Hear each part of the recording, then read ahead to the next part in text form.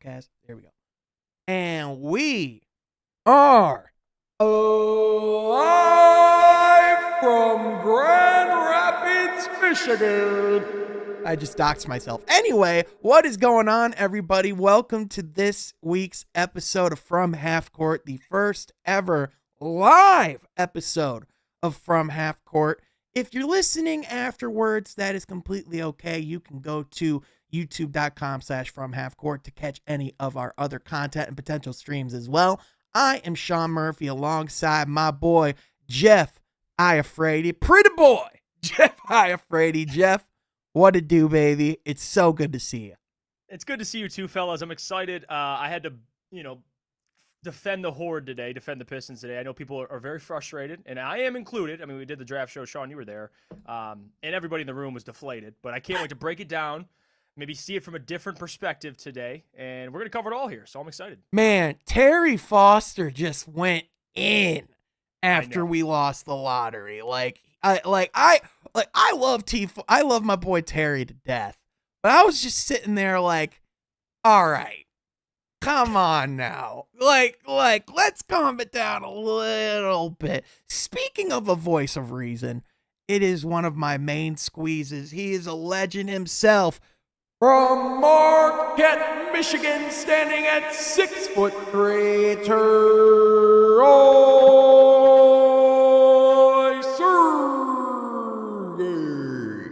I had to buff it up a little bit since it's live, Troy. But Troy, it's good to see you, man. I think this is your first ever live stream. Yeah, I think we did something last year around the draft time, but that was with Woodward Pistons, but not from half court. So it's good to be here for that. Yeah, absolutely. Yeah. I mean, I don't have to say it. 5 kind of hurts. That's okay. Plenty of Pistons fans across the state of Michigan and around the country and the world are feeling the same feeling, and it's okay to be in touch with your sad emotions, Sean. So I'm here. I'm feeling it. But I don't think it's the end of the world. I still think we're in a good position, and I'm ready to talk about it. Yeah, 100%. Boys, we are going to go through each and every cycle of grief together today on this episode of From Half Court. This is the episode that I was kind of dreading but expecting to record. If you are living under a rock, the Pistons had their biggest draft lottery in franchise history and in league history last night, and the results of the lottery were that the Pistons fell out of not only out of the top 3, but out of the top 4. They will be picking 5. No team with the worst record in the NBA has ever picked below 3. The Pistons will be the first to ever have that distinction. Boys, we had the worst draft fall in NBA history, in the worst draft to have it in NBA history. Where are you guys at?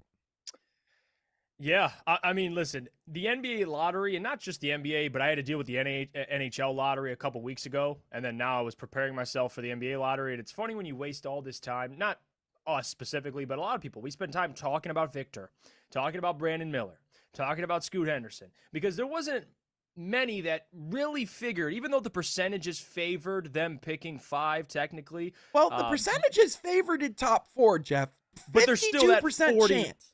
There's still that 40-ish It's still percent. basically a coin flip. It's basically a coin flip. The percentages would say otherwise, but no one in the right mind thought, okay, let me prepare myself for the 5th overall pick. For a team that won 17 games, I keep saying this, I have more fingers and toes than we had wins this season. And now we pick 5. The only team other than the Rockets to actually move. The Rockets moved back 2, and then other than that, here we are. Instead of moving back, it stinks, to say the least. It really does. It stinks. Yeah. There's really no other explanation to it, right, Troy? I mean, we're going to talk about why we're fine in just a second, but this was worst case scenario. This was DEFCON 5. Yeah, it definitely was. And I mean, it doesn't help knowing the caliber of players that were at 1, 2, and 3 that we've talked about before. And I think that's what hurts more than anything. I mean, any other draft falling to 5, whatever, but a draft like this, and like you said, first team in NBA history to fall out of 3. And Houston too also fell out of the top 3, who had the same percentage as us, as 14. But like you said in your earlier video, if you haven't checked out Sean's video from today, check it out. from half court, but 14% isn't a lot. So, we still weren't expecting that number 1 pick, but at least 2 or 3, man. Right. Yeah, that's what I was hoping for. But at the end of the day, I think the NBA has to think about this a little more, because when you have a 47% chance, still almost basically a coin flip of picking 5, when this was the NFL draft, you'd be picking 1. Mhm. It's not the best system, Sean. It Yeah. really is. So the system that is in place now obviously is the system that is in the results, or that is, based off of what happened with, the process and what happened with, the tanking that was getting out of hand, the 2010s. And of course, it's poetic that a rule that's based on tanking and competitive integrity affects the one team that refused to tank throughout the entirety of that era. But, here we are, right? Like, and that's something that I see a lot of non-Pistons fans saying is, oh, well, they tanked. They deserved it because they won 17 games. But if you watch the games, we didn't tank. We just weren't good. Well, right. And this is my problem though with the lottery, is even though the intention is to prevent tanking, it's not going to stop teams from not intentionally losing, but resting some of your best players. Well, Jeff, I'll say it. The Spurs tanked this year. Right. They straight up tanked. They traded DeJounte Murray before the season started. They traded Jakob Poeltl at the trade deadline. Here's a game. Name 3 players from the Spurs last year. Ooh. Kendall Johnson. Thank you. So that's exactly like teams are still tanking. But the problem is, like, to your point, Jeff, like you can put in these safety nets and these blankets, but what about the franchises who are genuinely hurting that end up in this spot? And that's where the rules need to be tweaked a little bit. Now, if you look at the percentages for Houston and for San Antonio, they had the same percentages as Detroit to be outside of the top 3. It was spread out between 3 different picks. Correct. The Pistons just had it all focused into 1 pick, which, I mean, they did have, listen, thank God we couldn't have fallen further than 5. 6. That's why that's why it's imperative that we got the worst record in the league, because no matter what, we have a top 5 pick, which I know right now feels like because when you compare it to what you could have had, it is like getting a dependable, it's like getting a Tayshaun Prince compared to a LeBron James. Like, let's just call it the way it is, right? We're more than likely getting a really good NBA player that could potentially be an all-star instead of getting a guy who's a generational talent, right? Like, let's just call it the way it is. But, at the same time, let's remember, it still is a top 5 pick in the NBA draft. Oh, yeah. Yep. Go ahead, Jeff. No, I was going to say, too, Terry brought this up yesterday. It seems like, at least media, because, listen, Victor, as a prospect, and I know he gets compared to LeBron, he's the best prospect we've ever seen. So I know it's upsetting that you don't get to have Victor. Mm-hmm. But Terry brought this up yesterday. It was funny. And, Sean, you might have heard it, too. Everybody hypes up Victor so much, it seems like the rest of the draft, besides Scoot and Brandon, are all just second-round picks. It's not the case. There's still good players in this draft. It might not be the caliber of Victor Wembanyama, but when you actually go through and look at the draft, there's other players that I'd like at 5. And if you just look around the league, too, not every team, especially teams that are still alive in the playoffs, are strictly built on just number 1 overall picks. Like, you need a good GM to go find these guys anyway. Like, Jokic, second-round pick. Jimmy Butler was picked 30. Like, teams are built through free agency. I know Detroit's not the market right now to attract big-time free agents, but just because you're not picking number 1 overall doesn't mean you can't find talent. That's the big thing to take away. I know you might not get Victor, but you could still get a solid player. Or if they choose to move the pick or trade up. I heard Portland shopping the pick. Right. They can trade up to 3 potentially. A lot of options here. But damn, San Antonio, you go from David Robinson to Duncan to now Victor Wembanyama. I mean, it's but like Sean said earlier, Sean, I'm stealing this from you from your earlier video. I mean, if you look at the teams that are competing for championships this year, they were able to trade nickels for dollars through draft, through trades, through free agency. They were able to take the scenarios in which they were given and making it the best They case made scenario, their own right? luck. They made their own luck. That's how you put it. And Yep. that's going to be super important too. Like you look at teams, I mean, even the past 20 years up until this year, or maybe 18, whatever, of the Sacramento Kings, always picking top 10.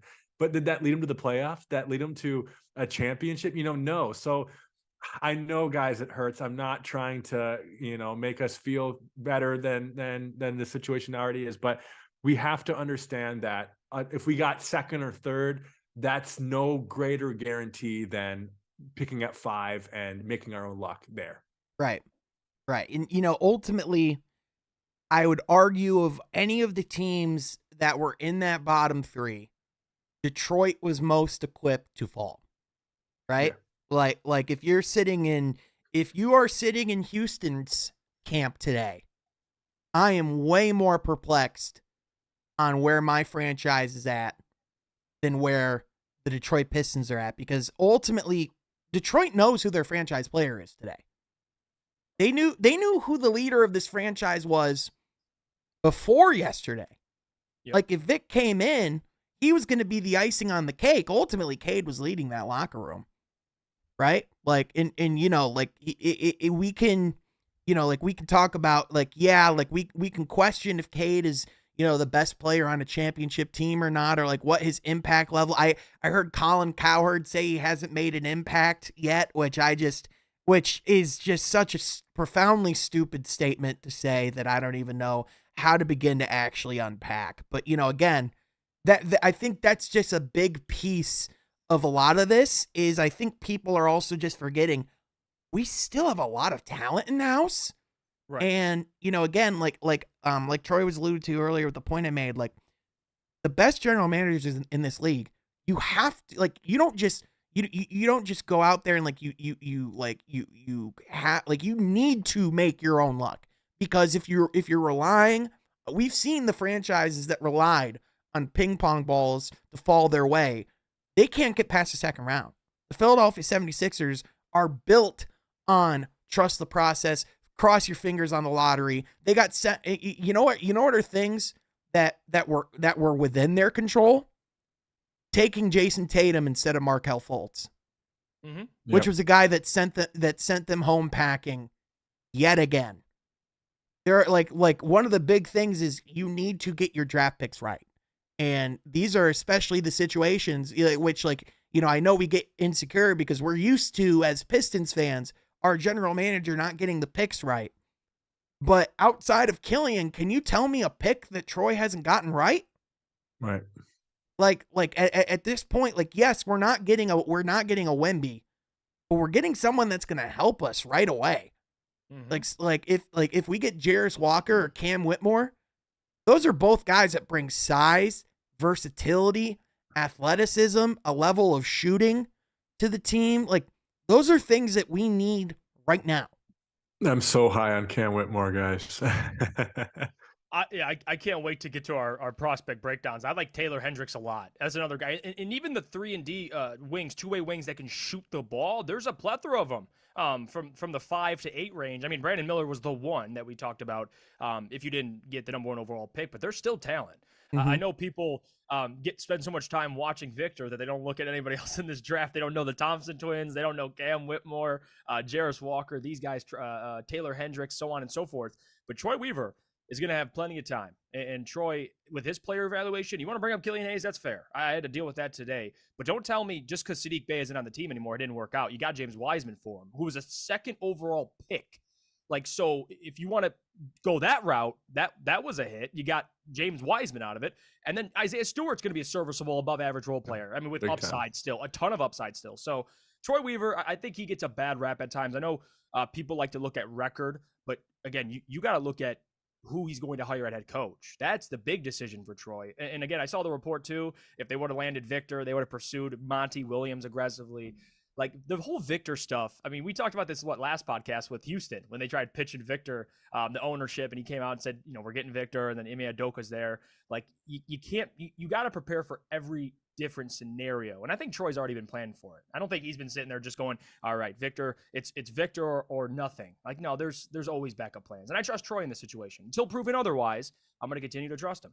Like, regardless of whatever happens in this draft lottery, because again, I think we really think that, the lottery seals not only players' fates, but teams' fates. Right. But it really just seals players' fates. It really just tells us where the top prospects are going. In reality, it's up to those teams to ultimately take those prospects and turn around and do something with it. Like, yes, getting Vic to a certain extent for the Spurs is a get out of jail free card. Like, that is a ultimate thing that they can build around. They're going to have a ceiling for 15 years that not a lot of teams in this league are going to be able to have. However, it's now their job to go and build around it, right? Like, that's like the draft in the lottery. That's just one piece of it. There's free agent. Like how many times do we have to, be beat over the head with the Miami Heat to tell us that you don't need draft luck to be an excellent franchise in this league? Like, how many times do we need to see Eric Spoelstra find these undrafted free agents that can come in right off the street and defend guys, like Giannis and beat them. Yeah, exactly. And so, like, to me, that's where it goes. We've seen a lot of evidence to say that the people we have in house know what they're doing. And even though, yes, this isn't taking us this isn't the accelerant that we were hoping for, the rocket boost that we thought we were going to get, but we're still going to be a much better team next year. Like, anyone that thought we were making a playoff run next year, you're getting a little overzealous. This is a team that won 17 games, right? This is about trying to push for the play-in tournament. And so I still think, and I'm not sure what you guys think, I still think we're in prime position to go and make that happen. Yeah, I think so too. I know free agency, it's not top heavy. It is top heavy. You got Kyrie, James Harden, and after that, you don't want either of those guys. So there's not a big fish out there that at least would fit. I know Jeremy Grant gets thrown in there, but there's nobody that you can go out and get. It have to be through the trade market, but still, you have cap space for it. We know Troy and his ability to make trades. He wins about 85% of them, 90% of his trades. So that's a good sign. So again, letting Troy, this offseason is so important because you just brought up Miami, right? With Pat Riley, whoever they bring in, it's Eric Spoelstra's job to get everything out of those players. So whoever they bring in a head coach, whoever they get in the draft, whoever they get in free agency, whoever they get through trades, the goal is still the same, to contend for the play-in.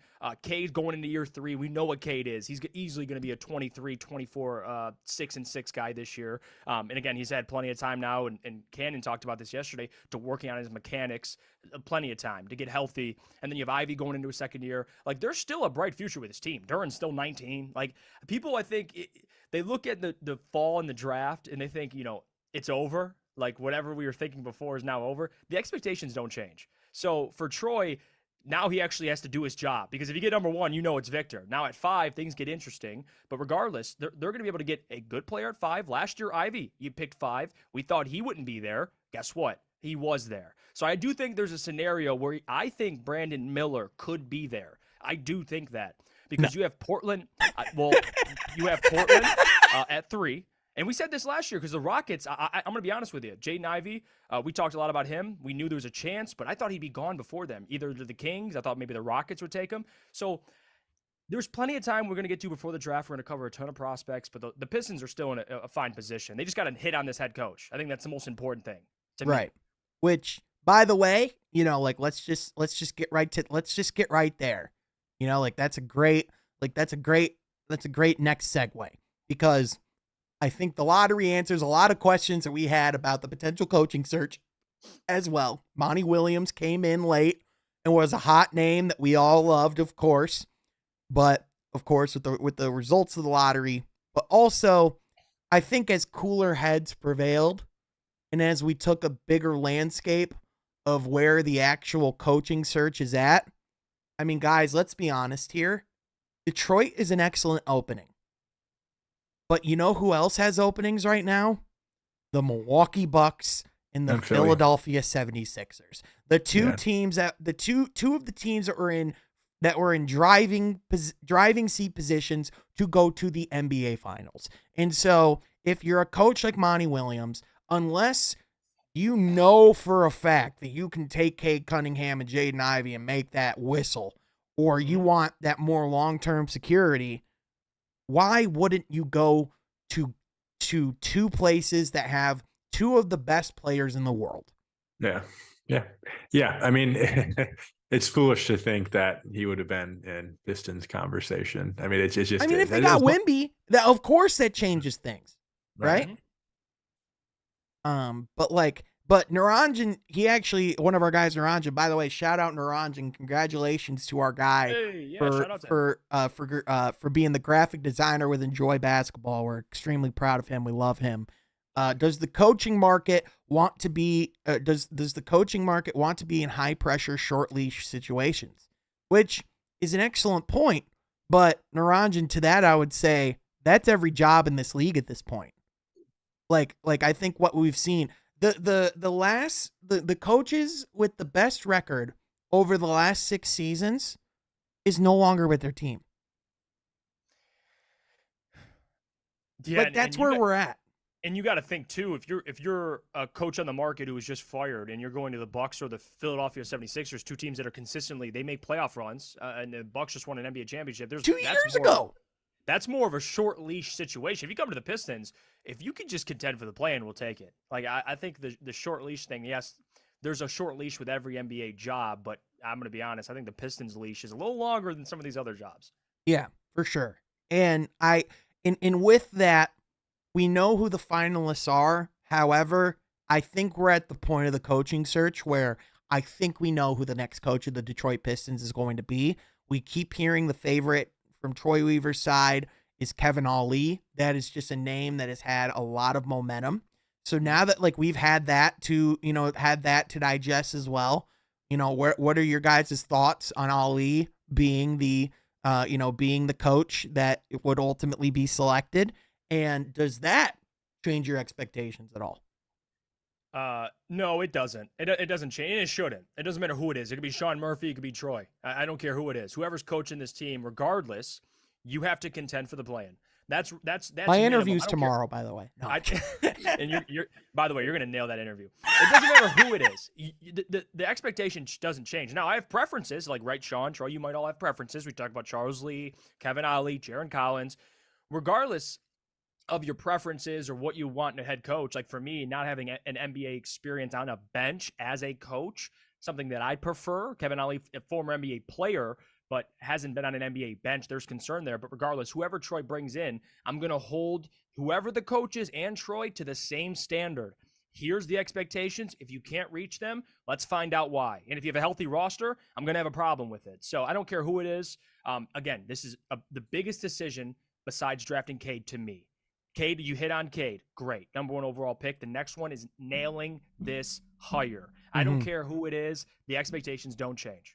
I think, right. Yeah. And Troy, I think if there's anything we know about Kevin Ollie, we might have questions about his experience as far as, being on the coaching side in the NBA. However, if there's anything we know about Kevin Ollie, he can help men prepare to be in the NBA. He helped, That's exactly what he did with Overtime Elite. He has 2 guys that are in the top 10 as far as prospects within this draft class alone. We have, he helped young men prepare for the league with his time in UConn. He helped that Oklahoma City Thunder team back, with James Harden, Kevin Durant, and Russell Westbrook. They credit Kevin Ollie for setting the culture within that team. He knows how to prepare men for battle and to handle everything that comes with this league. As far as the basketball side of things, that's where the testing's going to be. But also, Troy, I think that's why it's imperative that you still have guys like Dwayne Casey and John Beilein within your front office. Yeah, absolutely. And I think the work he did with the Overtime Elite, I think proves that, he knows a little bit about basketball too. And I think just being an older guy too, and having not necessarily NBA, a youthful though. Right. Certainly youthful. And I think you're right, Sean. I think with this next hire, and we've talked about this before on the pod, it's going to be someone who has a little experience of knowing the game of basketball, a little bit of older, but also who can relate to the younger guys. and I think can be a role model to the younger guys. And we saw that video circulating on Twitter of Kevin Ollie just being a mentor, right, to some of those guys and over time a lead. And I just think a guy like a Cade Cunningham and a Jaden Ivey, I feel like they can really blossom under a leadership like him. So yeah, I mean, I would have no problem with him. But again, I'm still with Jeff there. You got to compete for a play-in tournament. You got to be competitive. And I would think Kevin Ollie is a competitive guy. I feel like a competitive spirit and nature about him is something that he possesses. So if he has all that, why not? Why not shoot the higher? So, and listen, like I've talked about this on the pod a little bit before when I started doing research on these prospects, or like on these coaching prospects in particular, and who potentially could come in. As much as we liked Charles Lee, as much as I really liked Jaron Collins, there was just something about when Kevin Ollie spoke that just made you stop and listen. And, you know, like for me, like it made my ears perk up, like makes you sit a little bit, you know, farther on the edge of your seat. There's just something about the way that he commands a group and the way that he can speak. I just, you know, a big predominant portion of what a coach does is lead young men. Yep. And so especially a leading young men who are multimillionaires is not an easy thing to do. Little challenge. Just a little bit. But yeah, and also to add to that, I think more importantly, the coaching hires, again, super important. But regardless of the coach, it's up to the development of these players as well. Like if you have a good roster and guys, or you have good players, coaching matters, but it really matters more, in my opinion, situationally. It matters more with a young roster. Like with this current roster, it matters. It's kind of like Budenholzer with Milwaukee. I never thought Budenholzer, he's a good coach. You can call him a great coach, but even towards the end of there, you saw a lot of mistakes Budenholzer made. But regardless, he still has a ton of talent on the Bucks. So whoever they bring in, Kevin Ollie, fine. You still need Cade, Ivey, and these guys to and again, Kevin Ollie's a part of that, but it's a players-driven league. Like, you need talent regardless. So Kevin Ollie, if they come out slow, everyone's going to point to Kevin Ollie, but it's more so on the players as well. These guys got to develop, and if they do, I think everything will take care of itself. I really do. And maybe he's the best available developmental coach. Yeah, 100%. And, you know, as far as, you know, like I know I just saw the comment again. You know, Casey can lead young men too. We need an X's and O's coach. And it's like the reality of this is, you know, this isn't the NFL where you can go get an offensive coordinator like Ben Johnson who creates a ton of, you know, different, you know, complex play packages and different schemes. Like the NBA predominantly is the exact same sets with different terminologies, high screen pick and rolls with isolation, kicking out to open shooters on the 3-point line. The reality of it is, like, if you talk about like where the X's and O's come in, the minutia and adjustments, that's something we'll have to talk. That's more of a conversation for our coach a long ways away. Right now, the goal is just getting us back to the playoffs, right? Like the goal is just getting this team to improve and helping this roster get to a point where it can compete. And like obviously there will be adjustments that will have to come within that, but the far more small minutia adjustments, that's when you're in like the second round of the playoffs. Yes. Yeah, you nailed it. Like Darvin Ham, for example, good coach. He's a good coach. He had a great year this year, I think, with the Lakers, given what they had, especially post-trade deadline. But if you watch last night's game against the Nuggets, like the ability to make adjustments is super important. But Sean, you're spot on. Like we're not even at that point yet. I mean, you're talking about a playoff series and making adjustments in a playoff series. We just got to contend for the play-in. Like we're at ground level right now. So developing players is number one. Then these guys are all still 21, by the way. So anyone who thought we were going to be like an instant playoff team with Vic, it's like I made a bet with someone today that the Spurs aren't winning 30 games next year. Wow. I think Vic is excellent. Like I think 33 is their ceiling. But like other than that, like they have Keldon Johnson, they have, you know, they have Jeremy Sohan, but outside of that, that's still a very thin roster. As awesome as Vic's going to be, he's going to get all the attention. Oh, yeah. Oh, yeah. All of the attention. So, and that'll be hard for a rookie to adjust right at first. Right. Well, again, it's like, you know, like how old is Giannis and you know, how old are all these guys that are MVP caliber players? We can talk about it like all the time. These guys are 28, 29, 30 years old. Like, this is about building to when these guys are at that point that they are upon that caliber. Or like, we want to be talking about Jaden Ivey and Cade Cunningham as all NBA players, and that's going to take time. By the way, speaking of the Bucks, Giannis, middle of the first round. Drew Holiday, traded for. Chris Middleton, traded for. Like, okay, well, now we're getting like, to your point, Sean. Gotta create your own luck in this league. So the only just team, sprinkle that on. The only team that I can think of that is led by number 1 overall picks in the playoffs remaining are the Lakers, and even then, neither LeBron nor Anthony Davis were drafted by the Lakers.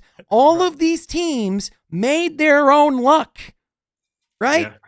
So like we can talk all the time about, like what we expect of teams and everything like that. But, Pega, dude, this guy just shows up wherever we're streaming and just is generous with the $4.99 super chat. Jarris Walker is the perfect fit. Wemby isn't everything.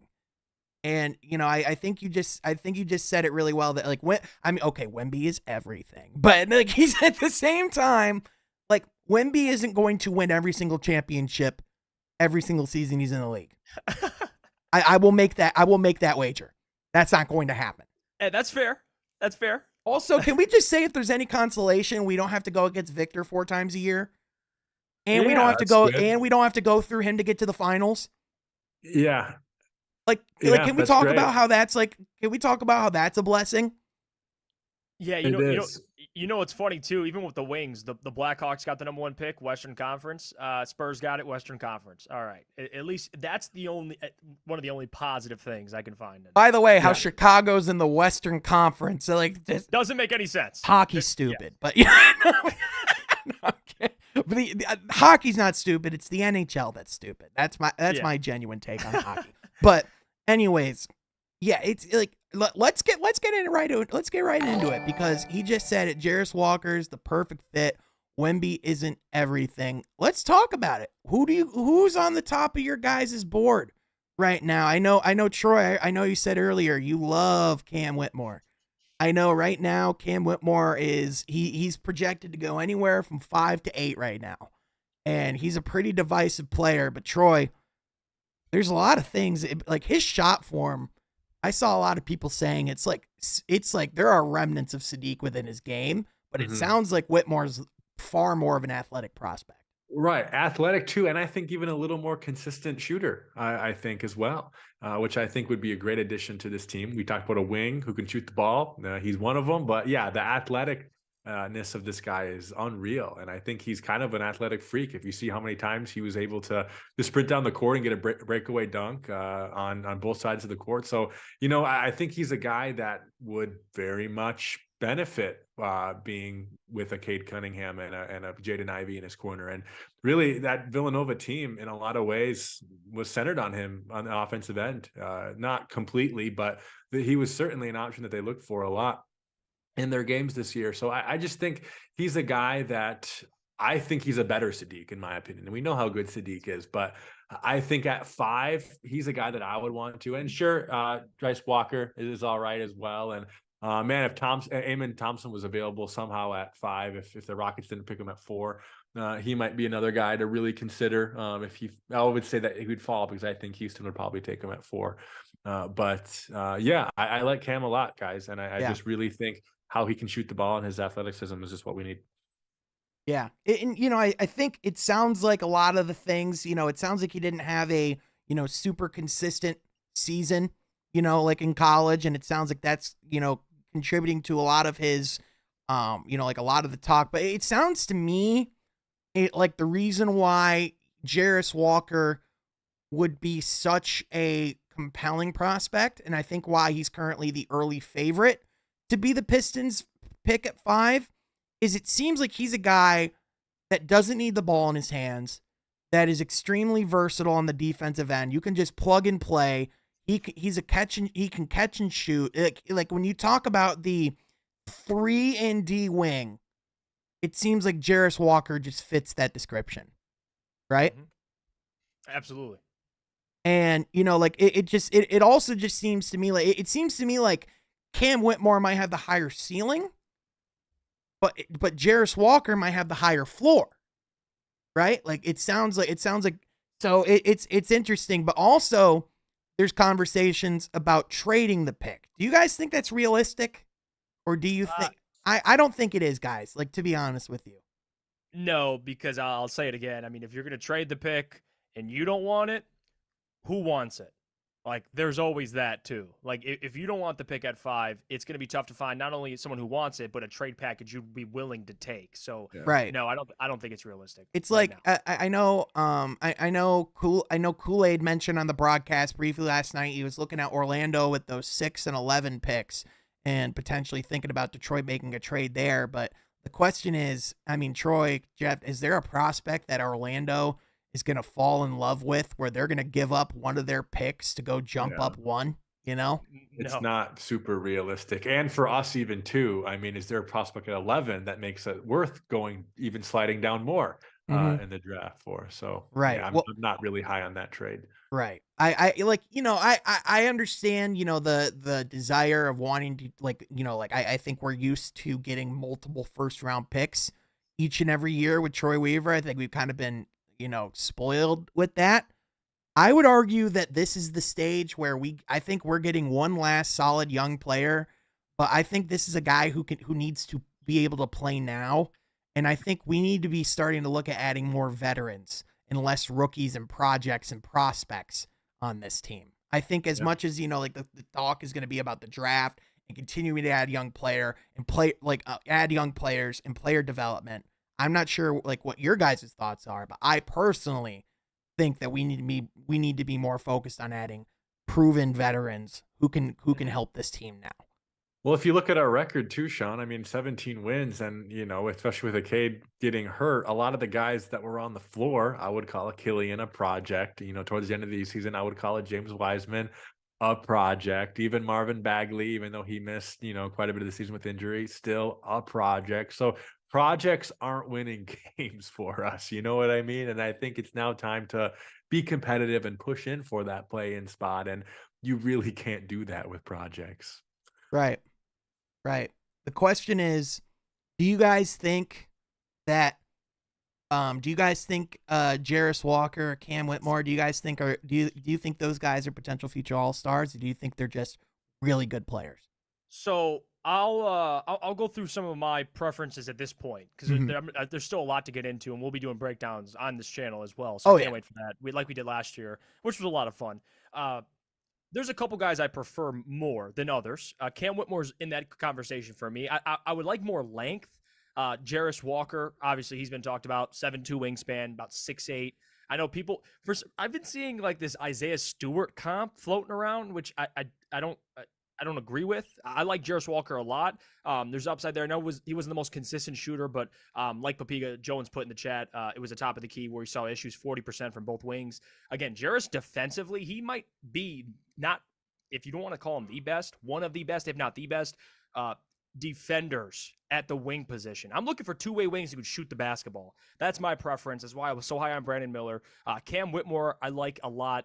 Another player that I've fallen more in love with, and I'm interested to see where he goes now closer to the draft, Taylor Hendricks out of UCF, 6'9", 6'10", incredibly long arms, can shoot the ball, shot 39% for UCF this year.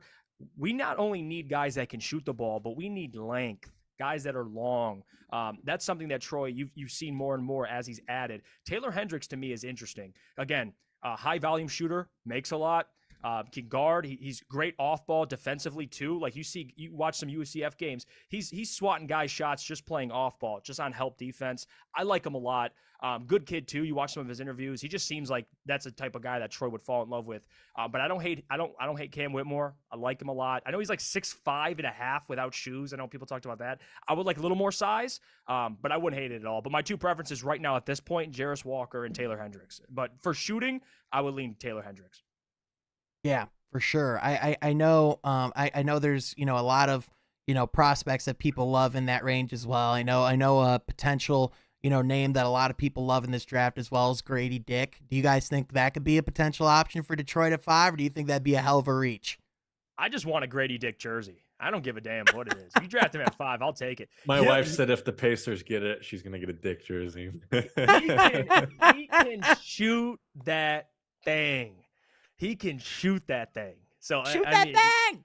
he can. You watch at Kansas this year, he can shoot, but he's projected around 10, I believe. So maybe 5 would be a little bit. But if you trade back, I mean, I wouldn't hate it. I just I need a wing that's great defensively. That's the biggest issue. I don't need any more liabilities. All right. That's why I would lean those players. All right, how about this? If you were a betting man, your gut, what's your gut telling you? The Pistons, what is your gut saying as far as who the Pistons will take at 5? Because we talked about who we want. What's that? Walker. Yeah. Jeff? It's Jarris Walker for me too, by the way. Yeah, I think just, dude, he just looks like a Piston, does he not? I know. Gut tells me Jarris Walker. Yeah, I'll stay there. I'll stay there. Preference is still Hendricks, but yeah, you're right. I mean, you look at Walker, built. He's a grown man. He's a football player. At least he looks like one. Yeah, he is. So, yeah, I would say that. Yeah, for sure. And, you know, I listen, man, it's not Wemby. It's certainly not a terrible consolation prize. I don't think we're getting a Jaden Ivey caliber player at 5 this year. But at the same time, players like Jaden Ivey don't drop to 5 every day, right? So we definitely have to count our stars on that one. But at the same time, we're gonna be okay, I think is kind of like the big sentiment of this podcast. But guys, real quick, before we shut down this pod, before we wrap it up, we got to talk about the playoffs. We got to talk about what's been transpiring. The conference finals are finally here. And boys, the Philadelphia 76ers done choked it again. I was finally ready.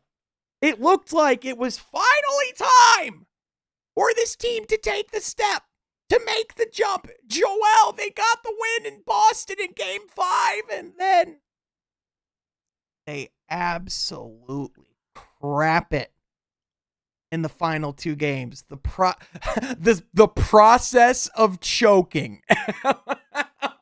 That's facts. That is true. They've mastered that process. But like, guys, I think that proves, like, in all seriousness, like, when you intentionally lose, that can have an effect on a franchise for a long time. And when you aren't, when in those moments, it's pretty clear Philly doesn't know how to win. Yeah. And, you know, in particular, the fact that Joel Embiid was as bad as he was in the closeout game. I mean, everyone else has gotten the finger pointed at them in Philadelphia over the years, except Joel. We talked about him getting MVP and how it was like, all right, cool. Now go prove you can do it in the playoffs. This is the first time since Dirk where we haven't seen an MVP get to the conference finals. Well, you know what's funny about what we talked about earlier? Not only can you create your own luck, you can create your own unfortune. And if you trade away, or not trade away, but you get rid of Jimmy Butler, let me tell you something. You have Joel Embiid. They chose Tobias Harris over Jimmy Butler. You have Joel Embiid and James Harden, 2 players that are notoriously not only mostly bad in the playoffs, but inconsistent. You look at James Harden's stat line in each of the series they've played in. It's so up and down. It's like AD. You see that stat, even games he plays well, odd games he doesn't. That's James Harden and Joel Embiid. And for him to be the MVP in a play like that, meanwhile, Nikola Jokic is the best player hands down in this playoff still right now. Best player in the world, baby. You're right. He is the best player in the world. And to be honest with you, should have won another MVP trophy.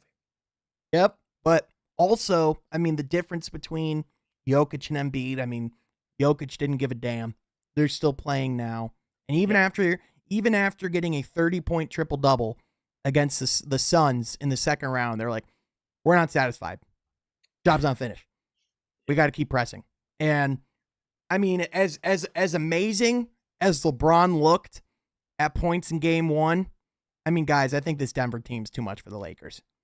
Yeah, definitely. And just what we saw out of Jokic proves that, because they really didn't have an answer for him. They kind of contained him in the third quarter, but they did not have an answer for him. And it's going to be hard to rely on AD to even play 4 or 5 games consistently on both ends of this of the floor to have a chance. I think the fate of LA is in AD's hands, and I just don't think that they are any match for the all around big. I mean, they got a LeBron James masterclass and they still lost. Right, but the Nuggets are just big. Even their guards are just big. It's hard to compete with that if you're LA. Yeah. Yeah, and especially who they got on the wing, too. You got Michael Porter Jr. and Aaron Gordon. Like, you got Michael Porter Jr. splashing threes in the corner. They're a tough team. Yeah. I think Denver is the best team in the playoffs. Don't disrespect Rui Hachimura, Jeff.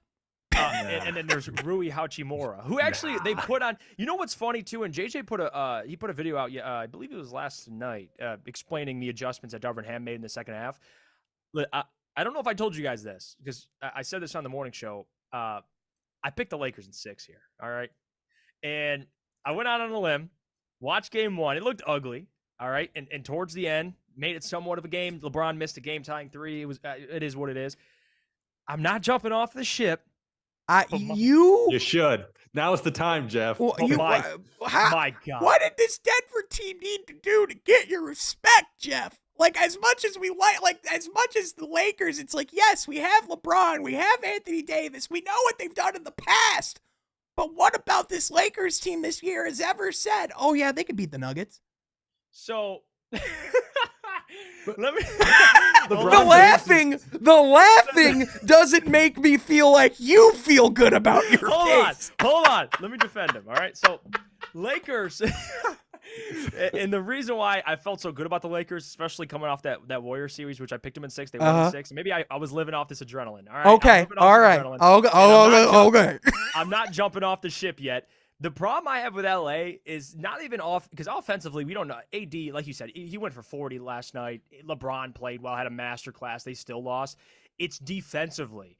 And that Denver team is tough to defend. Like, you got Nikola Jokic in the stat line he put up last night. They put up 130 plus points against the Lakers. He put up. You play my career on rookie mode. That is Jokic's stat line last night. And Marvin just put in the chat too. KCP and Bruce Brown are the difference makers. Talk about the others, like besides Jamal and Jokic, they got a deep roster. So, right, but again, also it's a lot on LeBron and AD, but I'm still staying with them. All right. Which, by the way, it shows those guys, when in the right roles, can be on championship teams. Spot on. Yep. When Bruce Brown, when Kentavious Caldwell-Pope is your second scoring option, you're not getting past the first round. When Kentavious Caldwell-Pope is your fourth or fifth option and one of your go-to catch and shoot 3 guys, he's an incredible option. And also, not a coincidence that Bruce and KCP and just about every player that plays with Jokic has their career highs and bests. And by the way, real quick with Jokic and Embiid, can I point out one more difference? Joel Embiid says his teammates need to be better. Jokic just goes out and makes his teammates better. Boom. That's a bar. That's a bar. If you want to know the difference between Nikola Jokic and Joel Embiid, one says they need to be better, the other makes them better. That's just all I got to say. And that's what Jokic does. So that's why I think they're the champions as of right now. I mean, listen, on the other side, let's talk about Boston real quick, because I mean, Jason Tatum is just out here continuing to do Jason Tatum things. Right? Mm-hmm. And with that, it makes me believe in this Boston team just a little bit more. But gosh, have I never seen a contender so wildly inconsistent on a game-to-game basis? I have no clue who I'm getting. Joe Mazzulla, I've never been less confident in a coach that's leading a contender in my entire life. I just don't know what to believe in this team. Yeah, especially coming off that 76ers series, and Chuck, that spot, it's literally what I was just about to say. He said Tatum was great, but did Boston win that series or did Philly punt it? Boston, to me, as talented as they are, watching that series with Philly, I don't know how to evaluate them because you're going to play Miami. And Miami ain't going to let you get away with many mistakes. They got Jimmy Butler. They're still well coached, and they're going to come and play. Even with the lack of talent they have on paper, they're still going to show up. So I'm interested. I think Miami's a sleeper here. I think they can make this series 6 or 7 games. I really do. I think Miami sticks in this series, led by Jimmy, playing the way he's been playing. Because Boston, they're not going to be able to get away with some of those things they got away against Philly. But again, I think talent-wise, they're much better than Miami. And if Jaylen Brown and Jason Tatum are playing like they played, especially in Game 7, yeah, give me the Boston Celtics. Right. I mean, don't get me wrong. Like, the 76ers certainly collapsed, and there was certainly, like, a measure of that. But Jason Tatum absolutely did turn it on. And he absolutely, he was excellent when they needed him most, when he was having one of the worst games of his career. He turned it up in that fourth quarter and put on a hell of a performance, and then followed it up with 51 at home, breaking Steph's record that he had literally 2 weeks ago. I mean, guys, Tatum, when Tatum is breaking Boston Celtics records in the playoffs, doing something right. You're doing pretty good, right? It's just, at the same time, it's clear that he can be an alpha and he can go take over a game when he wants to. But there's also the times where he looks afraid to take over. Right? And so, like, I almost wonder if there's a pre-Miami LeBron aspect to Tatum where like in the clutch, you kind of question what you're going to get. But when he's on, you know that they should be the best team in the league. It's just you question if he can do that on a night-to-night basis. The biggest turning point for me with Jason Tatum, and by the way, I still believe he's a superstar. I know that question gets brought up a lot. I think Jason Tatum's a superstar, but the thing that turned it around was, I believe, was that Game 6, I believe, where he missed most of his shots leading into the fourth quarter, and he hit huge shots down the stretch from 3 to win that game. Like, that mental fortitude that he showed for Jason Tatum, you talk about an alpha, guys that he could check out at that point, that was a defining moment. Then he followed it up with 50. So he's playing well tonight against Miami. So Jason Tatum, coming off last year in that finals where he only shot like 40% in the finals, he had a couple bad games. He's still young. Like, I think people don't realize that about Jason Tatum too. He's got a lot of basketball left. He's gonna be a damn good player. He's gonna continue to be. I don't want to count out the Lakers right away. And as great of a story as Miami is, I mean, I'm sorry, Miami's not getting to the finals. They're as great as Spo is, as awesome as Jimmy Butler is, there's just not enough there to beat Boston 4 times. Yeah. And when I'm looking ahead, I can't help but just picture that we're moving towards a Boston-Denver finals. Yeah, which is, I think, a very strong reality. And which, first of all, from a basketball standpoint, that is an incredible series. But when it gets to who are you counting to show up every night? Nikola Jokic or Jason Tatum?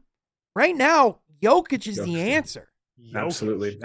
I mean, even he had a guys, this is a guy who had a 30-point triple-double against the Phoenix Suns. The 2 games they won, it was just because Devin Booker and Kevin Durant went God mode.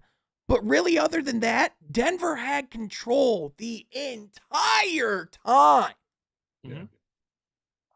Like, and all of it, like, it has just been proven categorically, you can't stop Jokic.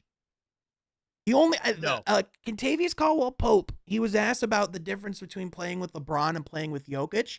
He said it's just about the same. The difference is that LeBron jumps higher.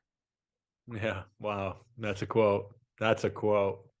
I love this comment. Case Cracked. Shout out to you for tuning in. He said Jokic had 8 points, 10 rebounds, and 4 dimes in the first 9 minutes of the game. How? That's 30 fantasy points, by the way, for all our betting buddies. Yeah, he's not real.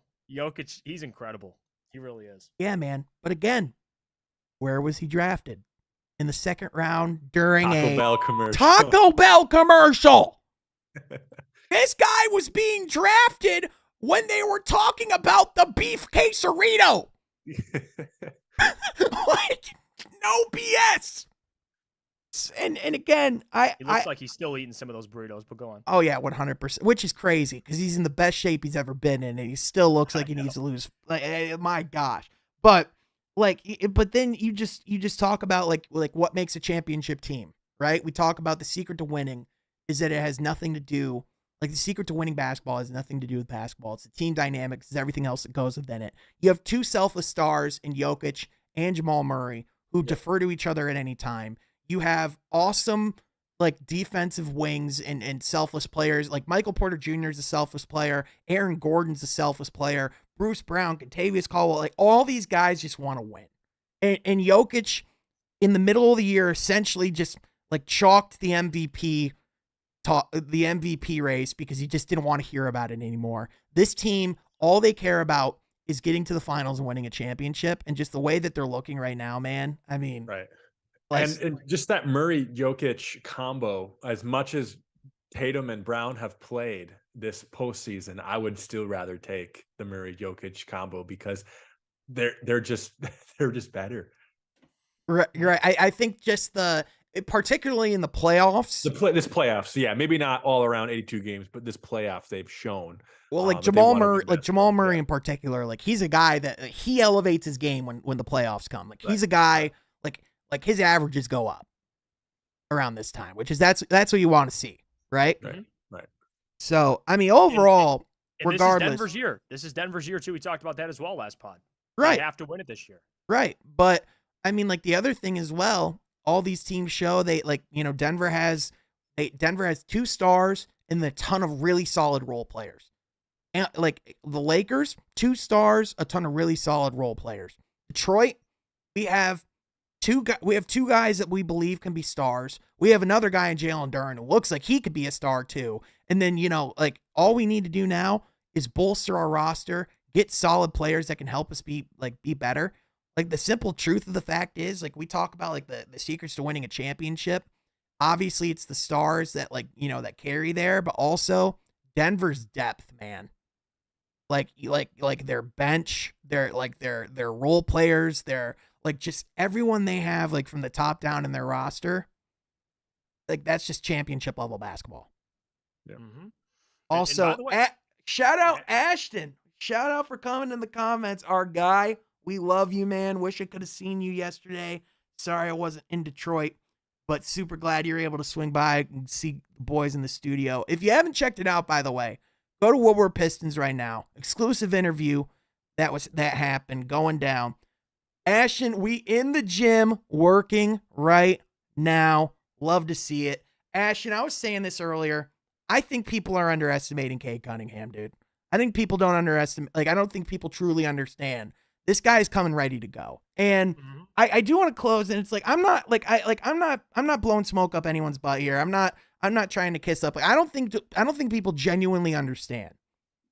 When game 1 comes around, this isn't a Cade Cunningham that was just sitting on the sidelines, just waiting for this injury to get done, just going and doing his rehab exercises and going home. This was a guy that was actively involved in the process each and every day, was there on the sidelines, got buff while he was on the sidelines due to his injury, was working his ass off on his jump shot with John Beeline. Like, this is a guy who I think is going to come back and not only not look rusty, but look improved. And the fact that he can be in the gym with action this offseason, but also can get back to playing hoops, get back to being in the gym.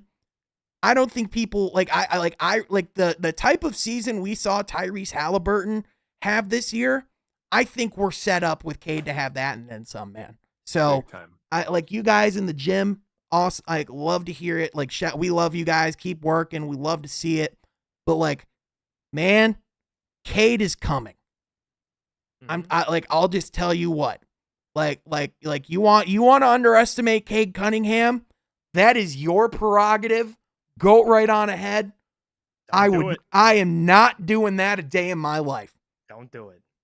100%. You have a man like that who loves basketball, who had to sit on the sidelines for 90% of the season. Right. Now he has the offseason. My goodness. Which, by the way, can we also talk about the importance of having a franchise player and character like Cade Cunningham and Jaden Ivey when looking at other teams in the league? Like, I don't know, Memphis, where we have genuine questions about their not only if their star player will be available, but what their priorities are. Cade just wants to hoop. That's it. Hooper. Pure hooper. So I'm just excited to see what the progress of all the blood, sweat, and tears looks like, and the hours in the gym. And the other thing as well, I said this in the video as well. I think we're gonna get a pissed off Jaden Ivey next season. I'll be excited. I think he's mad as hell. He only won 17 games in his rookie year. I think he's gonna be mad as hell that he was left off a first team all rookie. I think he realizes how well he played down like the stretch of the season. That's just the tip of the iceberg, and that they can do better next year. Like I firmly believe Jaded Ivy. Oh my God. I love that. Man, you're gonna have a pissed off backcourt entirely. Dude, I think that team is mad with how that year went. Oh, So I'm just, yeah, man. I'm excited to see the progress of it. And here's what I'll say. Be sure you're subscribed to the channel. I don't want to say anything right now, but at this current moment, unless plans change, we will have our biggest interview in From Half Court history next week. So be sure you're subscribed and tuned in for that. I'm not giving anything away. No, and before it starts, no, it is not Cade. I know everyone's gonna be like, oh, Cade. It's not, but it's still really cool. So be sure you're subscribed. Be sure you're tuned in for that. But also be sure you're following my guys on social media, such as Jeff at Jeff Iafrady. Also be sure you're checking him Monday through Friday on the Morning Woodward Show as well. Be following my boy Troy at Troy Sergey 44. But that is going to do it for today, folks. Thank you so much for tuning in to the first ever live episode of From Half Court. We're going to have to do this again, guys. This was fun. Oh, yeah, let's do it. Yeah, this was really fun. But we will catch you guys next time from Half Court. Be sure you're subscribed.